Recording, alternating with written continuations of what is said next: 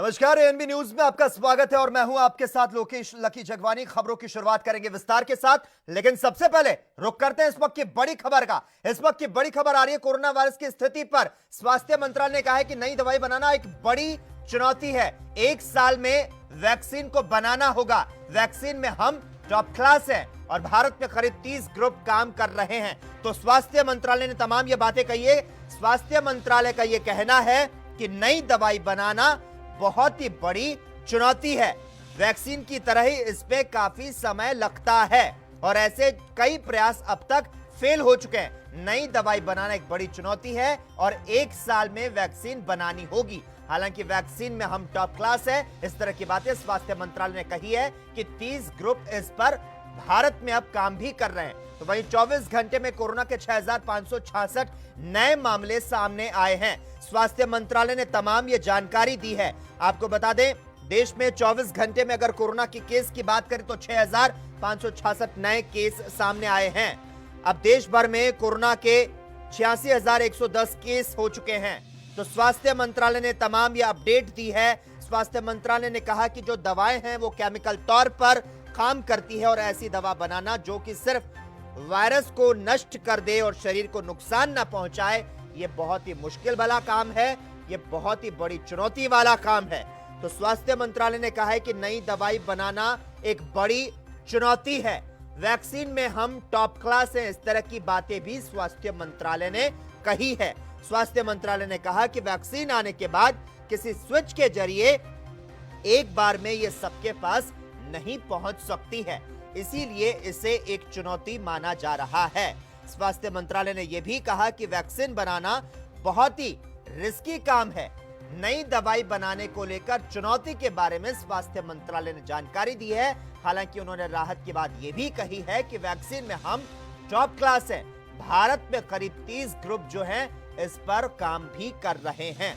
तो साथ ही साथ 24 घंटे में कोरोना के जो तमाम केस हैं उसके बारे में भी जानकारी देते हुए बताया गया कि कोरोना के 6566 नए केस जो हैं वे सामने आए हैं और अब तक की अगर बात करें तो देश भर में कोरोना के 86,110 केस आ चुके हैं।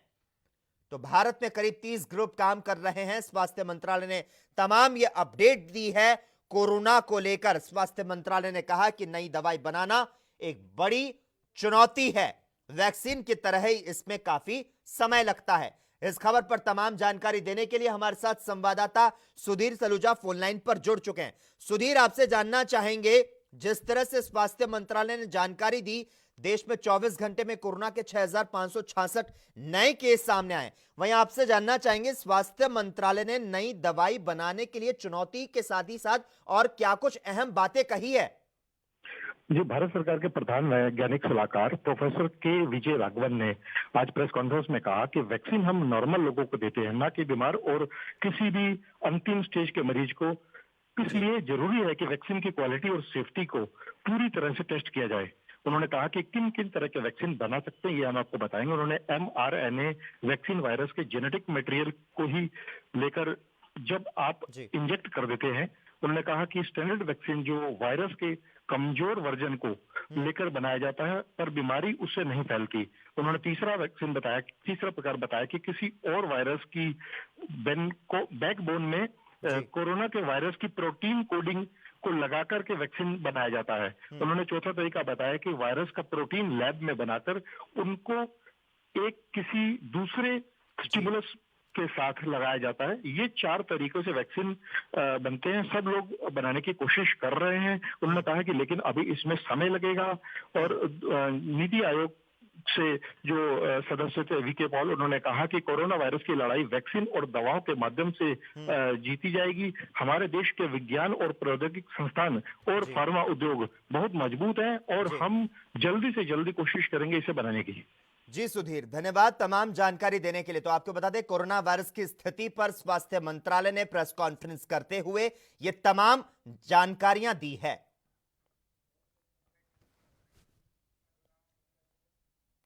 चलिए खबरों की तरफ आगे बढ़ते हैं। प्रवासी मजदूरों के मुद्दों पर आज सुप्रीम कोर्ट में अहम सुनवाई हुई। इस मामले में शीर्ष अदालत ने अंतरिम आदेश दिए हैं। सुप्रीम कोर्ट ने कहा कि मजदूरों से ट्रेन या बस का कोई किराया ना लिया जाए। राज्य सरकार किराया दे। आदेश में कहा गया कि जो जहां फंसा है उसे वहां की राज्य सरकार भोजन दे, उन तक जानकारी पहुंचाई जाए कि मदद कहां उपलब्ध है। आपको बता दें, सुप्रीम कोर्ट ने सड़कों पर पैदल चल रहे प्रवासी मजदूरों की स्थिति पर 26 मई को संज्ञान लिया था, जिस पर आज सुनवाई के दौरान सॉलिसिटर जनरल तुषार मेहता ने कहा कि कुछ दुर्भाग्यपूर्ण घटनाएं हुई, उन्हें बार बार मीडिया में दिखाया गया। ऐसा नहीं कि सरकार कदम नहीं उठा रही, जिस पर सुप्रीम कोर्ट ने कहा कि हम ये नहीं कह रहे कि सरकार कुछ नहीं कर रही, लेकिन जरूरतमंदों तक मदद पहुंच नहीं पा रही।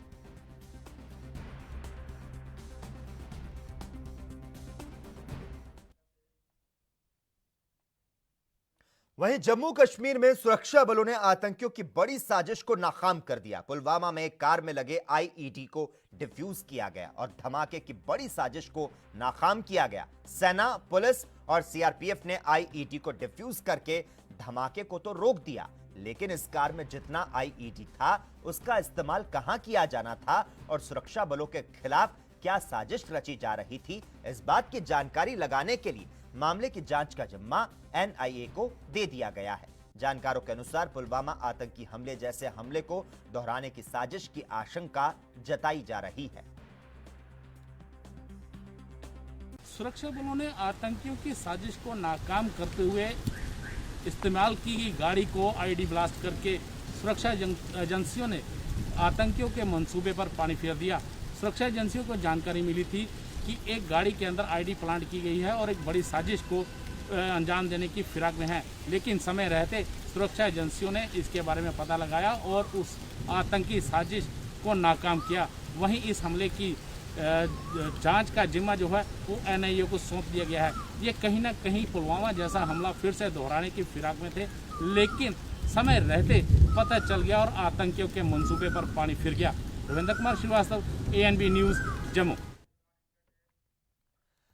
चीन और नेपाल सीमा विवाद को लेकर आरजेडी नेता मनोज झा ने प्रतिक्रिया दी है और साथ ही चीन की तरफ से जारी बयान को बेईमानी बताया और जम्मू कश्मीर में बड़ी आतंकी साजिश को नाकाम करने के लिए सुरक्षा बलों को साधुवाद भी दिया है। देखिए, सचमुच एक बहुत बड़ी कामयाबी है इस दौर में जब पूरी दुनिया, पूरा हमारा देश लड़ रहा है कोरोना से। उस दौर में ये जो प्रॉक्सी एलिमेंट्स हैं उनके द्वारा ये दहशत पैदा करने की कोशिश नाकामयाब हुई है और ये बेहद, मैं समझता हूँ कि सुरक्षा बलों को, पूरी टीम को बहुत बहुत साधुवाद है। मैं इसे बेईमानी मान रहा हूँ क्योंकि हमारे देश में क्लैरिटी नहीं है और डोनाल्ड ट्रंप यहाँ पंच बनने की अपनी स्वघोषित भूमिका में बैठ गए हैं। आप जितनी मीठी मीठी बातें चाइनीज एम्बेसडर कह रहे हैं, आप बंकर्स नहीं बनाते हैं, फोर्स डिप्लॉय नहीं करते हैं, अपनी सेना से ये नहीं कहते हैं बी प्रिपेयर्ड, और तब एक तरफ कम्युनिकेशन की बात करें कि बेहतर दोस्त बनने के लिए दोस्ती के कुछ उसूल हैं और आप उन उसूलों को इस बीच में आपने ताक पे रखा है।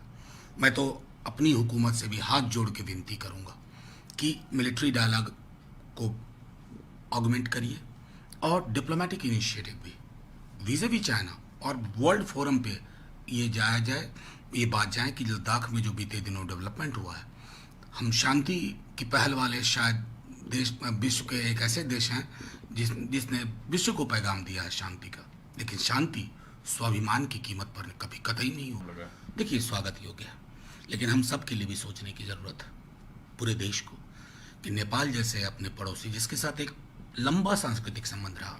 मैंने बार बार ये कहा कि मैं उस इलाके से आता हूँ जहाँ नेपाल में और बिहार में शादियाँ होती हैं। उस इलाके में अगर हम वैसा दोस्त खोने की कगार पर चले जाते हैं तो कुछ तो बात है और उन बातों को दुरुस्त किया जाए।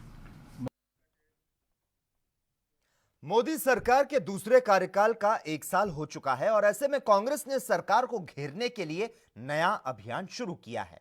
राहुल गांधी ने स्पीक अप इंडिया की शुरुआत की है। कांग्रेस नेता राहुल गांधी ने एक वीडियो जारी करते हुए केंद्र सरकार के सामने 4 मांगे रखी। राहुल गांधी ने गरीब परिवारों, मजदूरों और छोटे व्यापारियों की सरकार से मदद करने की अपील की। गांधी ने कहा कि कोरोना वायरस की वजह से भारत में तूफान आ चुका है। सबसे ज्यादा चोट गरीब जनता को लगी है। मजदूरों को हजारों किलोमीटर पैदल भूखा प्यासा चलना पड़ा है। छोटे व्यापार देश की रीढ़ की हड्डी हैं। ये एक एक करके बंद हो रहे हैं। आज गरीबों को पैसों की जरूरत है। भाइयों और बहनों, कोविड के कारण हिंदुस्तान में आज एक तूफान आया हुआ है। सबसे ज्यादा चोट गरीब जनता को लगी है। मजदूरों को हजारों किलोमीटर पैदल भूखा प्यासा चलना पड़ा। और जो हमारी रीढ़ की हड्डी है, स्मॉल एंड मीडियम बिजनेसेस, जो इस देश को रोजगार देते हैं, वो एक के बाद एक बंद हो रहे हैं। हिंदुस्तान को कर्ज की जरूरत नहीं है। आज हिंदुस्तान को पैसे की जरूरत है। गरीब जनता को पैसे की जरूरत है। इसीलिए कांग्रेस पार्टी एक आवाज से सरकार से 4 मांगे कर रही है। पहली मांग, हर गरीब परिवार के बैंक अकाउंट में महीने का 7,500 रुपए 6 महीने के लिए डाला जाए। मनरेगा को 100 दिन नहीं बल्कि 200 दिन के लिए चलाया जाए। जो हमारे स्मॉल एंड मीडियम बिजनेसेस हैं, उनके लिए तुरंत एक पैकेज तैयार किया जाए। और जो हमारे मजदूर आज सड़कों पे खड़े हैं, वापस घर की ओर लौट रहे हैं, उनको लौटाने के लिए एकदम सुविधा दी जाए। धन्यवाद। जय हिंद। भारतीय जनता पार्टी के राष्ट्रीय प्रवक्ता संबित पात्रा को गुरुग्राम के एक निजी अस्पताल में भर्ती कराया गया है। बताया जा रहा है कि संबित पात्रा में कोरोना के लक्षण दिखने के बाद उन्हें अस्पताल में भर्ती कराया गया। पात्रा के अस्पताल में भर्ती होने पर बीजेपी के कई नेताओं ने ट्वीट करते हुए उनके शीघ्र स्वस्थ होने की कामना की है। संबित पात्रा की गिनती बीजेपी के तेज तर्रार प्रवक्ताओं में होती है।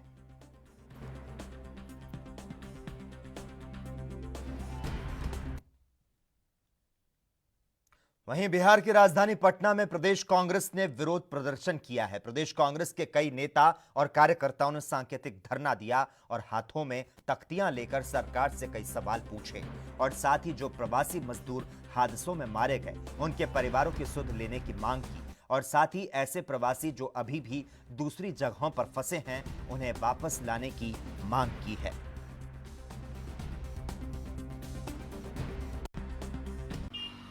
मैं समझता हूँ ये कोरोना से जितने लोग बिहार में मृत्यु हुई है, जितने लोगों की, उससे ज़्यादा व्यक्ति या तो भूख से मरे हैं या दुर्घटना के कारण मरे हैं। मैं सरकार से उन लोगों की सूची चाहता हूँ और हमारी पार्टी भी मंशा रखती है कि उन्हें जहाँ तक संभव हो मदद करनी चाहिए, इसलिए लिस्ट मांगे। दूसरी बात, उनका जो मुआवजा दे है उसमें बिना विलम्ब किए हुए उनको मुआवजा देना चाहिए। और तीसरी बात, जो उनके आश्रित या जो उनके घर में वयस्क हो, उसमें कम से कम एक आदमी को सरकारी नौकरी में रखना चाहिए। और जो लोग बाहर अभी तक बचे हुए हैं, जिनका कि जो आने का जो प्रोसेस है काफ़ी जटिल है, उसको सरल करते हुए जितना जल्दी हो उनको अपने घर भेजने की व्यवस्था करनी चाहिए। वहीं हिमाचल प्रदेश में बीजेपी के प्रदेश अध्यक्ष राजीव बिंदल ने अपने पद से बुधवार को इस्तीफा दिया था, जिसे स्वीकार कर लिया गया है। बीजेपी के राष्ट्रीय अध्यक्ष जेपी नड्डा ने राजीव बिंदल का इस्तीफा स्वीकार कर लिया। आपको बता दें, राज्य में कोरोना संकट के बीच पीपीई किट की खरीद में भ्रष्टाचार का मामला सामने आया है, जिसके बाद बिंदल ने नैतिक आधार पर इस्तीफा दिया है। अपने इस्तीफे में बिंदल ने कहा कि परोक्ष रूप से बीजेपी सरकार पर लगने वाले आरोपों के चलते नैतिक आधार पर उन्होंने इस्तीफा दिया है, ताकि मामले को लेकर चल रही जांच को किसी भी तरह से प्रभावित नहीं किया जा सके। हाल ही में एक ऑडियो क्लिप की जांच के बाद एंटी करप्शन ब्यूरो ने राज्य में स्वास्थ्य सेवाओं के निदेशक डॉक्टर ए.के. गुप्ता को गिरफ्तार किया था।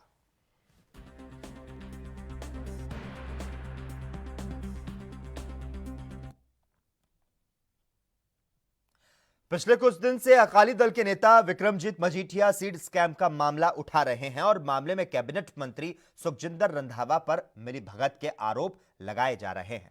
जिला गुरदासपुर में चल रही एक सीड फैक्ट्री पर आरोप है कि उसने धान का ऐसा बीज बेचा है जो आधिकारिक तौर पर बिक नहीं सकता। इस मामले की निष्पक्ष जांच की मांग की जा रही है। तो वहीं इस मामले में अकाली दल ने कांग्रेस को घेरने की कोशिश की। प्रदेश भर में मामले की जांच की मांग की गई। तो वहीं अमृतसर में अकाली दल के नेता मजीठिया ने मामले की जांच के लिए एसडीएम को ज्ञापन सौंपा है।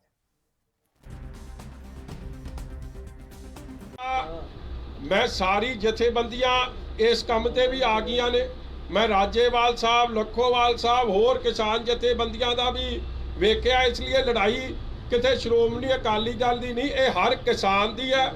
जो 20-22 लाख किसान पंजाब दा, ਉਹਦੇ हरेक दी लड़ाई है, हर किसान जथेबंदी दी है, अन्नदाता नाल संबंधित हर परिवार दी लड़ाई है। और जब तक ਇਹ किसान ਦੇ ਪਰਿਵਾਰਾਂ ਨੂੰ ਇਨਸਾਫ ਨਹੀਂ ਮਿਲਦਾ, ਕੋਈ ਪਿੱਛੇ ਨਹੀਂ ਹਟਣਾ। ਲੇਕਿਨ ਜੀ ਜਿਹੜਾ ਸੁਖੀ ਗੱਲ ਹੈ ਕਹਿ ਰਿਹਾ ਕਿ ਇਹ ਚੀਫ ਮਿਨਿਸਟਰ ਸਾਹਿਬ ਕੋਲੇ ਇਹ ਮਹਿਕਮਾ ਆ, ਚੀਫ ਮਿਨਿਸਟਰ ਸਾਹਿਬ ਦਾ ਮਹਿਕਮਾ, ਉਹਨਾਂ ਦੀ ਕੋਈ ਕਾਰਵਾਈ ਉਹਨਾਂ ਦੇਖਣੀ ਚਾਹੀਦੀ ਆ, ਕਿਉਂ ਨਹੀਂ ਕਰਦੇ ਨਾਲ? ਦੇਖੋ ਮੈਂ ਕੱਲ ਇਹ ਜਿਹੜਾ ਸੁਖੀ ਰੰਧਾਵਾ ਇਹ ਕੱਲ ਤਾਂ ਚੀਫ ਮਿਨਿਸਟਰ ਨੂੰ ਹੀ ਗਾਲਾਂ ਕੱਢੀ ਜਾਣ ਰਿਹਾ ਸੀ, ਜੋ ਮੈਂ ਇੱਕ ਇੰਟਰਵਿਊ ਵੇਖਿਆ। ਹੁਣ ਇਹ ਜਾਣੇ ਤੇ ਚੀਫ ਮਿਨਿਸਟਰ ਜਾਣੇ, ਤਦੇ ਅਸੀਂ ਵਿਜੀਲੈਂਸ ਦੀ ਇਨਕੁਆਇਰੀ ਨੂੰ ਰਿਜੈਕਟ ਕਰਦੇ ਹਾਂ। ਅਸੀਂ ਕਿਹਾ ਇੰਡੀਪੈਂਡੈਂਟ ਇਨਕੁਆਇਰੀ, ਜਾਂ ਸੈਂਟਰਲ ਏਜੰਸੀ ਤੇ ਜਾਂ ਹਾਈ ਕੋਰਟ ਦੇ ਜਾਂ ਸੁਪਰੀਮ ਕੋਰਟ ਦੇ ਸਿਟਿੰਗ ਜੱਜ ਸਾਹਿਬ ਕਰਨ, ਨਹੀਂ ਤਾਂ ਇਹ ਤਾਂ ਸਭ ਕਵਰ ਅਪ ਆਪਰੇਸ਼ਨ ਚਾਲੂ ਹੋ ਜਾਊਗਾ। ਜਿਹੜਾ 20 ਦਿਨਾਂ ਤੱਕ ਹਲੇ ਤੱਕ ਇੱਕ ਬੰਦਾ ਨਹੀਂ ਅਰੈਸਟ ਹੋਇਆ, ਤੇ ਉੱਥੋਂ ਤੁਸੀਂ ਕੀ ਆਸ ਰੱਖਦੇ? ਐਡਾ ਵੱਡਾ ਕਰੋੜਾਂ ਦਾ ਸਕੈਂਡਲ ਹੋਵੇ, ਚੋਰ ਬਾਜ਼ਾਰੀ ਬੀਆਂ ਦੇ ਕੱਪੜੇ ਦੀ ਹੋਈ ਹੋਵੇ, ਕਿਸਾਨਾਂ ਨੂੰ ਲੁੱਟਿਆ ਗਿਆ ਹੋਵੇ, 20 ਦਿਨਾਂ 'ਚ ਇੱਕ ਅਰੈਸਟ ਨਹੀਂ, ਇਹ ਤੋਂ ਸਪਸ਼ਟ ਹੈ। ਜਿਨ੍ਹਾਂ ਤੇ ਪਰਚਾ ਉਹ ਤਾਂ ਠੋਕ ਕੇ ਪ੍ਰੈਸ ਕਾਨਫਰੰਸਾਂ ਕਰ ਰਹੇ। ਇਹ ਤੋਂ ਵੱਡ ਰਲੀ ਮਿਲੀ ਭੁਗਤ ਕਿਹੜੀ ਹੋ? वहीं हिमाचल के सोलन में कांग्रेस प्रदेश प्रवक्ता रमेश चौहान की अध्यक्षता में प्रेस वार्ता का आयोजन किया गया। इस दौरान उन्होंने प्रदेश के किसानों को लेकर सरकार को घेरने का प्रयास किया। उन्होंने कहा कि बीजेपी महज इन्वेस्टर मीट करवाती रही, लेकिन हिमाचल के किसानों और बागबानों को क्या चाहिए इस बारे में कुछ नहीं सोचा। इसके साथ ही उन्होंने सरकार से अपील करते हुए कहा कि एग्रो बेस इंडस्ट्री से वक्त रहते उनके साथ टाई अप करें। आज सेब मंडी में आने के लिए 1 महीने के बाद तैयार है, नेपाली लेबर नहीं है। क्या हिमाचल प्रदेश सरकार भारत सरकार से बात उठा करके नेपाली लेबर को लाने की बात करेगी? क्योंकि सेब का एक भी दाना मार्केट में तब तक नहीं पहुंच सकता जब तक जो है वो नेपाल का जो लेबर है वो सेब के जो बगीचे उस तक नहीं पहुंचता। आपने देखा होगा कि हम आड़तियों की बात करते हैं, हम लदानियों की बात करते हैं, लदानी आने के लिए तैयार नहीं है। लदानी आने के लिए इसलिए तैयार नहीं है क्योंकि वो 2 चीज़ों से डरा हुआ है। एक तो कोरोना महामारी जो पूरे वैश्विक बीमारी है, उसके साथ साथ ही जो सांप्रदायिक भावनाएं जो भड़काई हुई है उसके डर के मारे वो आना नहीं चाहता है। जबकि सारा फ्रूट का जो व्यापार है वो सब जो है वो मुसलमान भाइयों के हाथ में है। इसके अलावा आपने अभी देखा होगा कि टमाटर आज सोलन की मंडी में 100 से 150 रुपये किलो के क्रेट के हिसाब से बिक रहा है, यानी कि 5 रुपये किलो बिक रहा है। लहसुन जो पिछले साल 150 से 180 रुपये किलो को में बिक रहा था, इस समय वो आज 50 से 60 रुपये किलो बिक रहा है। यही हाल जो है वो अदरक का होने वाला है।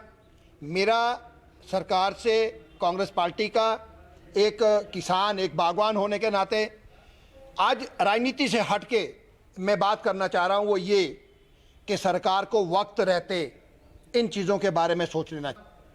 लदानियों को लाने की बात है, उस पर पहल कर देनी शुरू है। साथ साथ में एक दूसरी जो एक स्कीम है वो भी तैयार कर लेनी चाहिए कि अगर लदानी आज सब्जी मंडी में मार्केट में सेब खरीदने के लिए नहीं आता है, लहसुन खरीदने के लिए नहीं आता है, टमाटर खरीदने के लिए नहीं आता है, तो उसके लिए समर्थन मूल्य जो है वो सरकार को आज जो है वो घोषित कर देना चाहिए। सेब का जो हमारा ए ग्रेड सेब है, कम से कम उसका रेट जो है वो 150 रुपये प्रति किलो के हिसाब से खरीदा जाना चाहिए। लहसुन के बारे में भी सरकार को चाहिए कि उसका भी समर्थन मूल्य खरीदे, या मार्केट इंटरवेंशन स्कीम के तहत सेब, लहसुन, अदरक, टमाटर के माध्यम से वो सेब इन पैदावार को खरीदे और मार्केट में टाई अप करे। जो मार्केट में प्लेयर है उनके साथ इसको जो है वो टाई अप करे और उनको जो है सप्लाई सरकार दे। सरकार से मेरा अनुरोध ये है कि आज मौका है, इस समय को भुनाएं। कोरोना महामारी में जो एग्रो बेस्ड इंडस्ट्रीज हैं, जो मल्टीनेशनल कंपनीज इसमें काम कर रही है, बायो प्रोडक्ट बनाती है, जो हमारे प्रोडक्ट हैं, सरकार को चाहिए कि वक्त रहते आज जो मार्केट में ऑलरेडी मार्केट में प्लेयर है, पहले उनके साथ टाई अप करे, उनको जो है वो लाए, उनको जो है यहाँ से खरीद करके उनको माल सप्लाई करे, हमारी पैदावार सप्लाई करे, और साथ साथ इस महामारी का फायदा उठा करके इन एग्रो के ऊपर बेस्ड जो इंडस्ट्रीज है उसको जो हिमाचल प्रदेश में सेटअप करे। हिमाचल प्रदेश के मुख्यमंत्री से मेरा अनुरोध है कि वो भारत सरकार से बात उठाए और नेपाली लेबर को लेकर के आए, ताकि हमारा जो सेब है, जो सबसे बड़ी 4500 से लेकर के 6000 करोड़ रुपए की जो सबसे बड़ी इकोनॉमी है भारत हिमाचल प्रदेश की, उसको जो है वो बट्टा न लगे। वहीं हरियाणा के हिसार में सीवरेज स्कीम में लगे कर्मचारियों को जबरन सीवरेज में उतारने का मामला सामने आया है, जिसके चलते सर्व कर्मचारी संघ से संबंधित हरियाणा गवर्नमेंट पीडब्ल्यूडी मैकेनिकल कर्मचारियों ने यूनियन की पब्लिक हेल्थ ब्रांच ने आज मॉडल टाउन स्थित विभाग कार्यालय में अधीक्षक अभियंता कार्यालय पर रोष प्रदर्शन किया और विभाग के अधिकारियों के खिलाफ जमकर नारेबाजी की। और इस कड़ी में विभाग के अधिकारियों के खिलाफ कार्रवाई की मांग करते हुए यूनियन नेता रमेश कुमार ने कहा कि हरियाणा सरकार के आदेश हैं कि सिवर में बिना सुरक्षा उपकरण के किसी भी कर्मचारी को नहीं उतारा जाएगा, लेकिन इसके बावजूद अधिकारियों ने बिना सुरक्षा उपकरण के सिवर में उतरने के लिए कर्मचारियों को बाध्य किया।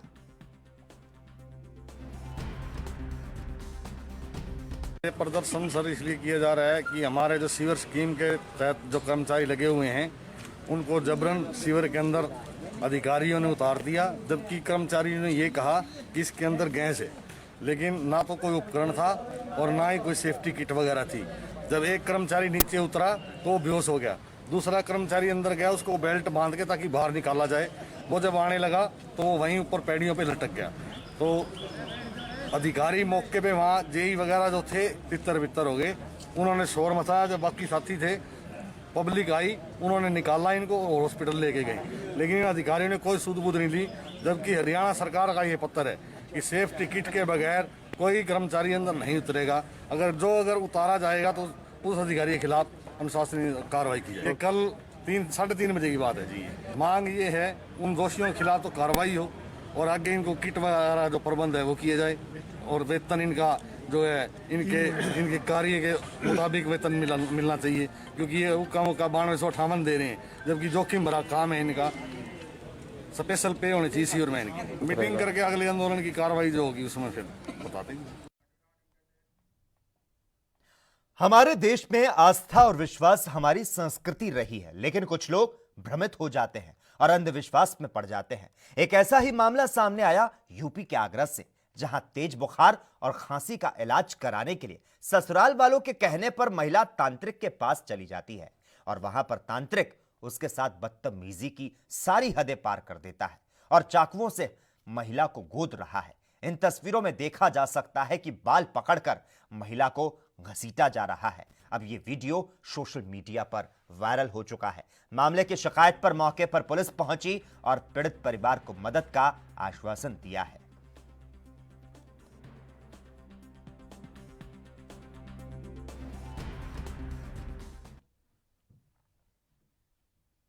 वहीं हरियाणा के सिरसा में कोरोना वायरस का प्रकोप बढ़ रहा है। पहले जहां इक्का दुक्का केस सामने आ रहे थे, तो आज सिरसा के अलग अलग गांव के 3 लोग कोरोना पॉजिटिव मिले और इसके साथ ही सिरसा में पॉजिटिव केसों की संख्या 14 हो गई। इनमें से 9 केस ठीक होकर घर लौट चुके हैं और बाकी 5 मरीजों का सिरसा के नागरिक अस्पताल में इन्हें भर्ती किया गया है। आज मिले तीनों पॉजिटिव केसों के पारिवारिक सदस्यों को भी आइसोलेशन वार्ड में भर्ती किया गया और उनके सैंपल लेकर जांच के लिए भेजा गया।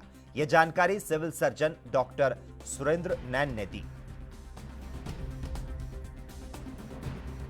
सिरसा जिला में 2345 लोग हैं जिनकी रिपोर्ट हमें प्राप्त हुई थी, जिनकी ट्रैवल हिस्ट्री थी। 2345 के सभी आइडेंटिफाई कर लिए गए और उनमें से 800 लोग ऐसे हैं जिनका 28 दिन का क्वारंटाइन पूरा हो गया। 1908 सैंपल लिए गए, जिसमें से 1705 जो सैंपल है वो नेगेटिव आए हैं और 178 सैंपल की अभी रिपोर्ट अवेटेड हैं। 14 जो पॉजिटिव आए हैं और उनमें से 5 एक्टिव पेशेंट हैं वो अभी सिरसा जिला में दाखिल हैं। बाकी 9 अपने ठीक होकर के घर जा चुके हैं। इसमें कंटेनमेंट जोन बना दिया गया है और हमारी टीमें वहां पहुंच चुकी हैं और जो मरीज़ और उनके घर वाले थे उनको यहां पे ला करके जो मरीज़ हैं उनको कोविड वार्ड में भर्ती किया गया है। जो कॉन्टैक्ट्स हैं उनको आइसोलेशन वार्ड में भर्ती किया गया है। सभी के सैंपल लिए जा रहे हैं और टीमें वहां पहुंच चुकी है, अपना कार्य शुरू कर दिया है। फैमिली मेम्बर किसी के 5 हैं, किसी के 7 हैं, किसी के पूरा परिवार में 10 मेंबर हैं, सभी को हमने यहाँ पे बुला लिया है और सैंपल अभी लिए जा रहे हैं। शाम तक आपको मैं रिपोर्ट डिटेल बता सकता हूँ। वहीं हरियाणा के करनाल में आज फिर से कोरोना के 5 मामले सामने आए। ये मामले जिले के अलग अलग हिस्सों से सामने आए, जिनमें ज्यादातर मामले ट्रैवल हिस्ट्री से जुड़े हैं। तो वहीं इस कड़ी में डीसी निशांत कुमार यादव ने बताया कि जिले में अब तक 43 पॉजिटिव केसों में से 24 व्यक्ति ठीक होकर अपने घर चले गए और एक व्यक्ति की मृत्यु हो गई। और इसी के साथ ही आपको बता दें कि अब जिले में 18 केस एक्टिव हैं। ये सारे ट्रैवल हिस्ट्री वाले लोग हैं और कुछ पॉजिटिव लोगों के कॉन्टैक्ट्स के मामले हैं। टोटल जिले में 43 केसेस हो गए हैं, उसमें 19 तो एक्टिव हैं, 18 एक्टिव हैं, एक की डेथ हो गई थी और बाकी 24 लोग ठीक होकर घर जा चुके हैं। सर लगातार जितने भी केस आ रहे हैं सारे ज़्यादातर बाहर से आ रहे हैं, क्या कुछ उनके लिए किया गया है? लोगों से यही अनुरोध किया गया है कि और इसी के साथ ही इस वक्त के बुलेटिन में फिलहाल इतना ही, लेकिन तमाम अहम खबरों के लिए लगातार आप देखते रहिए ANB न्यूज़।